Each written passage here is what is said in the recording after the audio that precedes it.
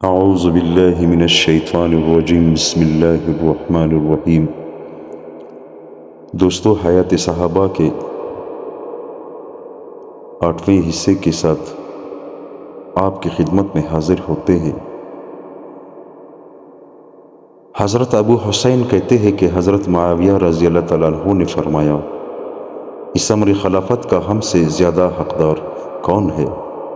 حضرت عبداللہ بن عمر رضی اللہ تعالیٰ عنہما فرماتے ہیں، میرے جی میں آئی کہ میں کہہ دوں خلافت کا آپ سے زیادہ حقدار وہ ہے جس نے آپ کو اور آپ کے والد کو اسلام کی وجہ سے مارا تھا، یعنی خود حضرت ابن عمر۔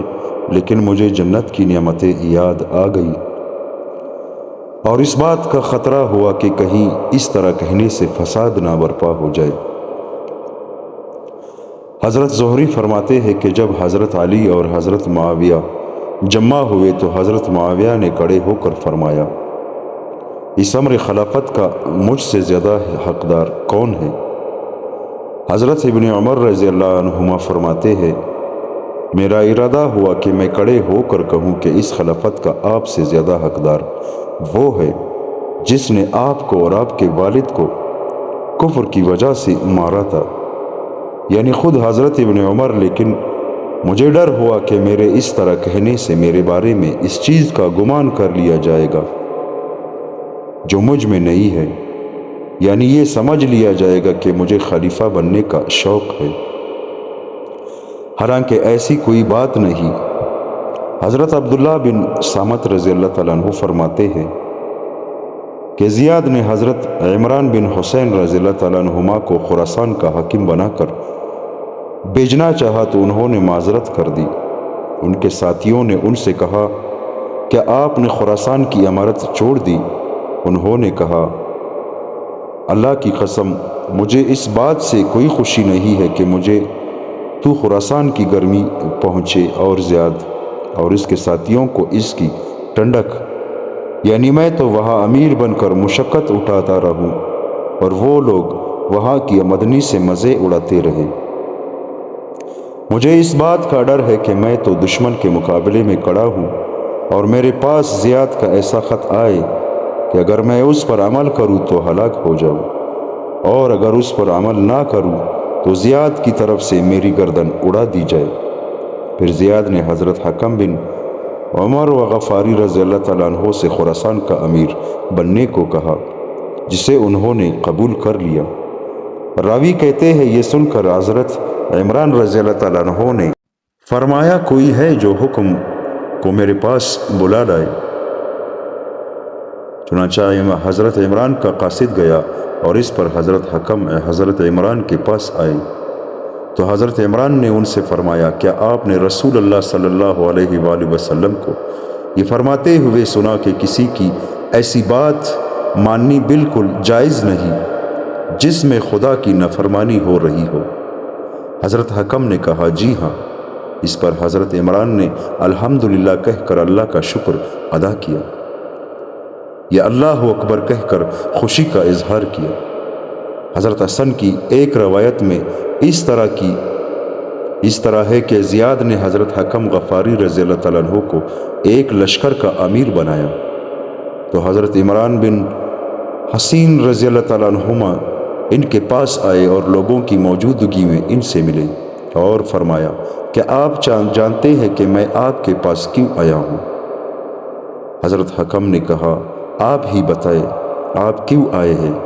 حضرت عمران نے کہا، کیا آپ کو یاد ہے کہ ایک آدمی سے اس کے امیر نے کہا تھا کہ اپنے آپ کو آگ میں پھینک دو؟ وہ آدمی تو آگ کی طرف چل دیا تھا، لیکن دوسرے لوگوں نے جلدی سے اسے پکڑ کر آگ میں چھلانگ لگانے سے روک دیا تھا۔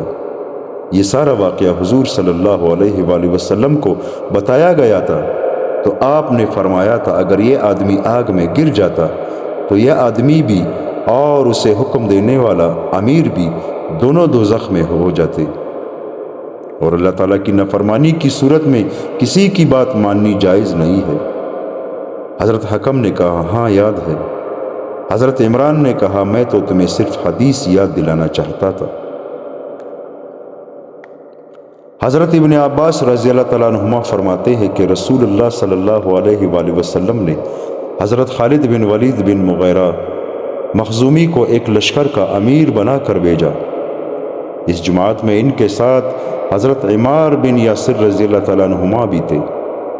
چنانچہ یہ لوگ مدینہ منورہ سے روانہ ہوئے اور رات کے آخری حصے میں انہوں نے اس قوم کے قریب جا کر پڑاؤ ڈالا جس پر صبح حملہ کرنا تھا۔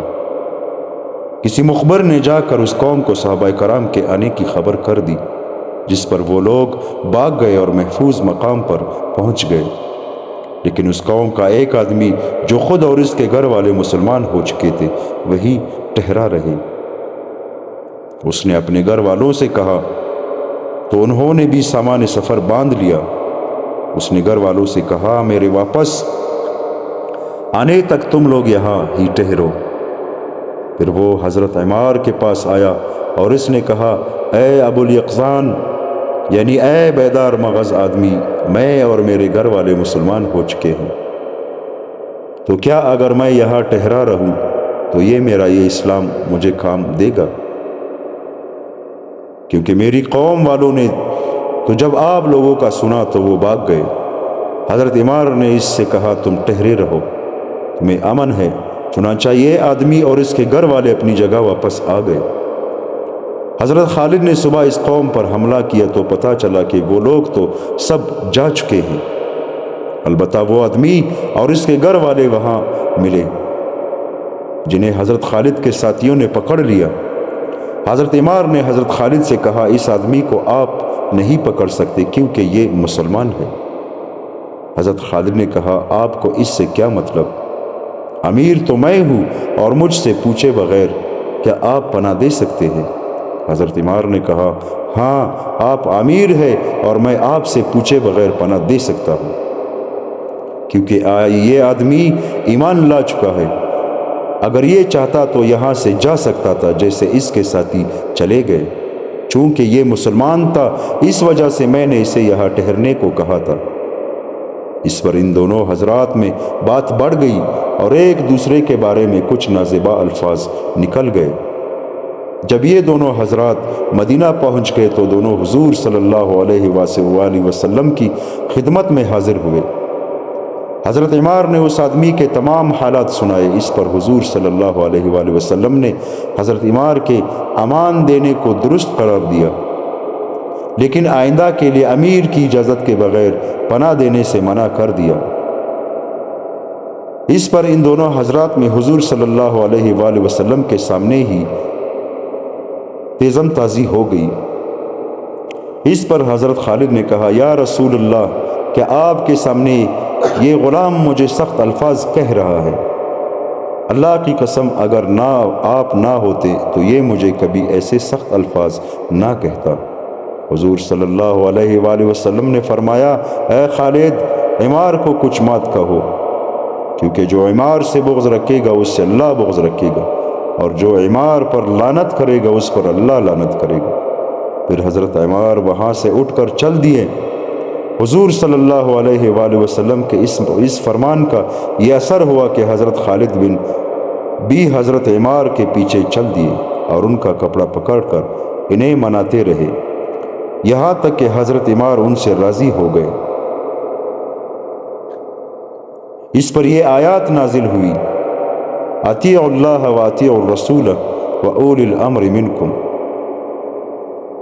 تم اللہ کا کہا مانو اور رسول کا کہا مانو، اور تم میں جو لوگ اہل حکومت ہے ان کا بھی۔ حضرت ابن عباس رضی اللہ تعالیٰ عنہما فرماتے ہیں ان حاکموں سے مراد جماعتوں و لشکروں کے امیر ہے۔ پھر اگر کسی امر میں تم باہم اختلاف کرنے لگو تو اس امر کو اللہ اور رسول صلی اللہ علیہ وسلم کی طرف حوالہ کر لیا کرو۔ حضرت ابن عباس رضی اللہ تعالیٰ عنہ فرماتے ہیں جب تم اپنے جھگڑے کو اللہ اور رسول کی طرف لے جاؤ گے تو پھر اللہ اور اس کے رسول ہی اس جھگڑے کا فیصلہ کریں گے۔ ذالک خیر و احسن تأویلا، ترجمہ یہ امور سب بہتر ہے اور ان کا انجام خوشتر ہے۔ اللہ تعالیٰ فرماتے ہیں کہ اس طرح کرنے سے انجام اچھا ہوگا۔ حضرت عوف بن مالک اشجعی رضی اللہ تعالیٰ عنہ فرماتے ہیں میں بھی ان مسلمانوں کے ساتھ سفر میں گیا جو غزوہ موطا میں حضرت زید بن حارث رضی اللہ تعالیٰ عنہ کے ساتھ تھے۔ یمن سے لشکر کی مدد کے لیے آنے والے ایک صاحب اس سفر میں میرے ساتھی بن گئے۔ اس کے پاس اس کی تلوار کے علاوہ اور کوئی ہتھیار نہیں تھا۔ ایک مسلمان نے ایک اونٹ ذبح کیا۔ میرے اس ساتھی نے اس مسلمان سے اونٹ کی کال کا ایک ٹکڑا مانگا تو انہوں نے اسے ایک ٹکڑا دے دیا، جسے لے کر اس نے ڈھال جیسا بنا لیا۔ پھر ہم وہاں سے آگے چلے۔ ہمارا رومی لشکروں سے مقابلہ ہوا۔ ان رومیوں میں ایک آدمی اپنے سرخ گھوڑے پر سوار تھا جس کی زین اور ہتھیار پر سونے کا پانی چڑھا ہوا تھا۔ وہ رومی مسلمانوں کو بڑے زور شور سے قتل کرنے لگا۔ مدد کے لیے آنے والے یمنی ساتھی اس کی طاق میں ایک چٹان کے پیچھے بیٹھ گیا۔ وہ رومی جو ہی اس کے پاس سے گزرا اس نے حملہ کر کے اس کے گھوڑے کی ٹھانگیں کاٹ دی۔ وہ رومی زمین پر گر پڑا۔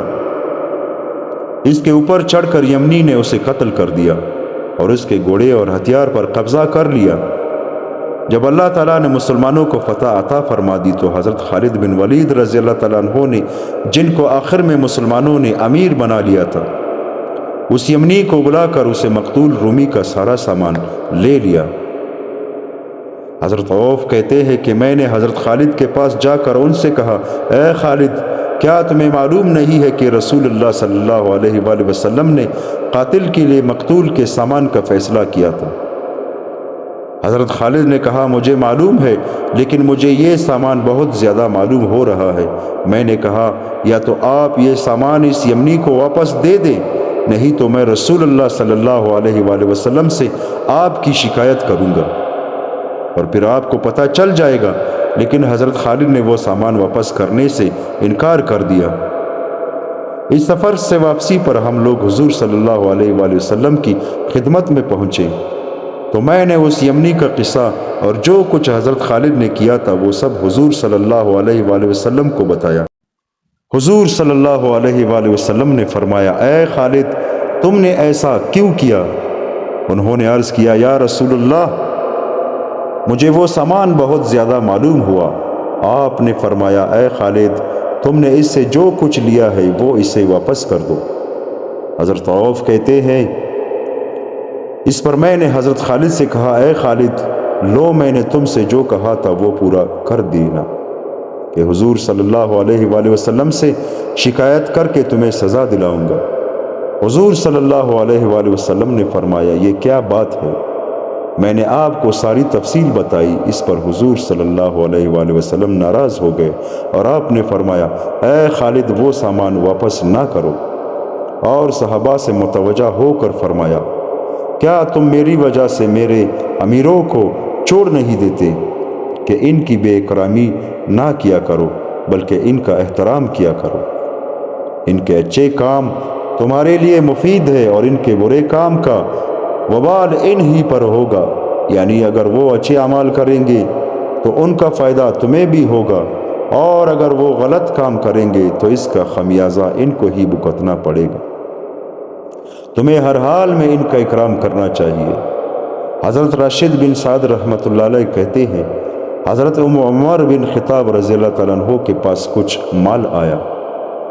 آپ اس مال کو لوگوں میں تقسیم کرنے لگے۔ آپ کے پاس لوگوں کا بڑا مجموعہ ہو گیا۔ حضرت سعد بن ابی وقاص رضی اللہ تعالیٰ عنہ مجموعے کو چیرتے ہوئے ان کے پاس آ پہنچے۔ حضرت عمر کوڑا لے کر ان پر کھڑے ہو گئے اور فرمایا تم تو اس طرح آگے آ رہے ہو جیسے کہ تم زمین پر اللہ کے سلطان سے ڈرتے نہیں ہو۔ میں بھی تمہیں بتانا چاہتا ہوں کہ اللہ کا سلطان تم سے نہیں ڈرتا۔ حضرت عبداللہ بن یزید رضی اللہ تعالیٰ عنہ فرماتے ہیں رسول اللہ صلی اللہ علیہ وآلہ وسلم نے حضرت عمر بن عاص رضی اللہ تعالیٰ عنہ کو ایک لشکر کا امیر بنا کر بھیجا۔ اس لشکر میں حضرت ابو بکر اور حضرت عمر رضی اللہ تعالیٰ عنہما بھی تھے۔ جب یہ حضرات لڑائی کی جگہ پہنچے تو حضرت عمر نے لشکر کو حکم دیا کہ آگ بالکل نہ جلائے۔ حضرت عمر کو اس پر غصہ آ گیا اور انہوں نے جا کر حضرت عمر سے اس بارے میں بات کرنے کا ارادہ کیا تو حضرت ابوبکر نے انہیں ایسا کرنے سے روکا اور فرمایا، حضور صلی اللہ علیہ وآلہ وسلم نے ان کو تمہارا امیر اس وجہ سے بنا دیا کہ وہ جنگی ضروریات کو خوب جانتے ہیں۔ ہمارا آج کا سبق یہاں تک تھا دوستو۔ اللہ تعالی ہم سب کو عمل کرنے کی توفیق عطا فرمائے۔ انشاءاللہ کل آپ کی خدمت میں واپس حاضر ہوں گے۔ تب تک کے لیے اللہ حافظ۔